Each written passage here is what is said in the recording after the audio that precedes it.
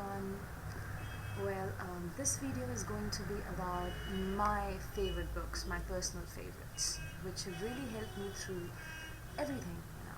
And these are not going to be like story books, which has a specific plot. But these are more like motivational, like personality development books, but it's a really good investment because it's not really a book that you're just going to open it. It's like a plot. You're going to read it and you're going to throw it aside.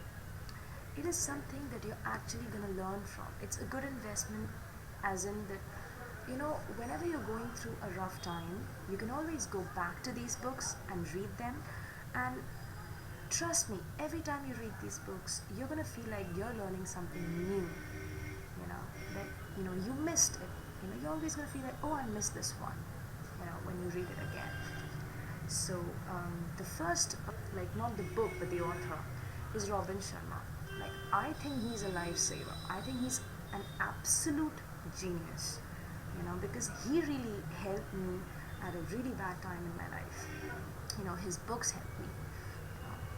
And I remember marking a lot of sentences in his book, and I always used to go back to them and read them, and it used to make me feel really good about myself, and it made a world of difference, that's for sure.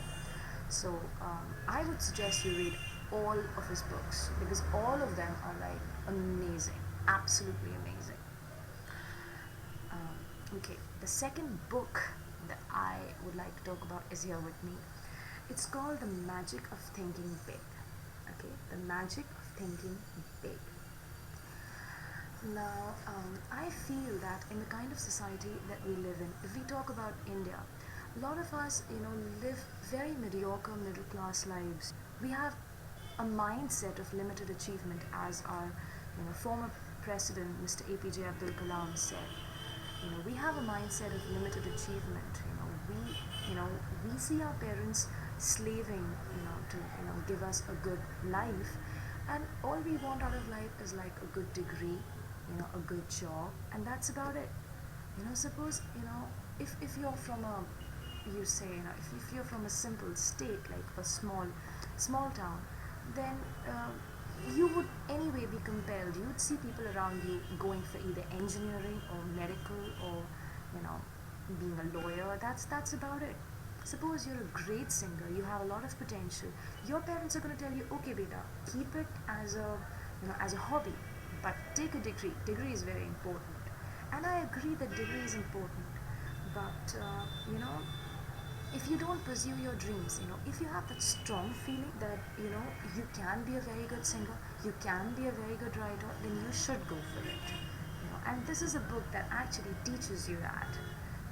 Imagine if Lady Gaga had not really been a singer and she would have been something else. We would have missed out on, something really big, because look at her today. She's a genius. She's a singer, she's a designer, she's a fashion icon. So it's like she's so versatile. She does so many things.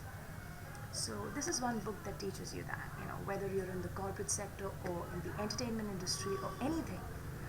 Thinking bigger would definitely, definitely give you a good, what should I say? It would really help you in the sense that we often believe that if we are actually opting for the top post in anything, there are a lot of people around us to discourage us. They would be like, this is very tough. So many people are there. So many people are competing for the top spot.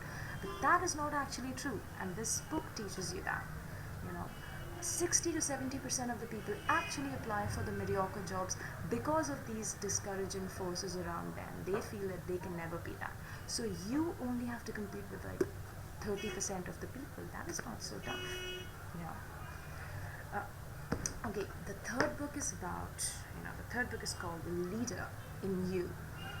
This is a very good book in the sense that it teaches you a lot of leadership qualities. It teaches you that being a leader is not just about being a boss, who gives you orders. You can be a mediocre, average employee, and you can still influence people around you. You could still be, a leader. That is what being a leader is about, influencing and motivating people. getting them to do things for you even if you're not paying. That is called being a leader, someone that people actually listen to. And you can be that by communicating with people, motivating them, and when you express genuine interest in their activities, whatever they want to do. you know a lot of us, we're always busy with our own problems.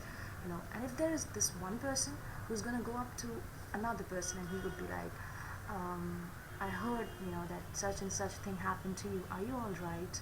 Are you okay? I've been really busy with my own life. I didn't get the time to ask you how you are. So that is really going to help you be a leader. So this is one book that I would suggest.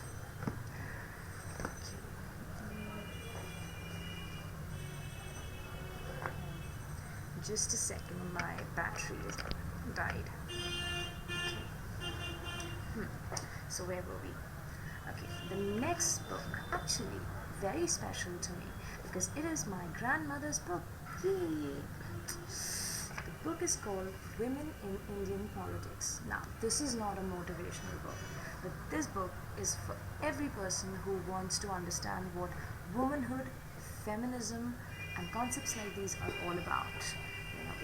I think that I've never read a book by an Indian author before who's explained womanhood quite this way. So I really love this book, and I would suggest all of you to go through it. If you wanna learn how to respect your mothers and sisters and wives better, this is definitely a book. The last book that I want to talk about, I don't have it. I searched for it, but I didn't get it.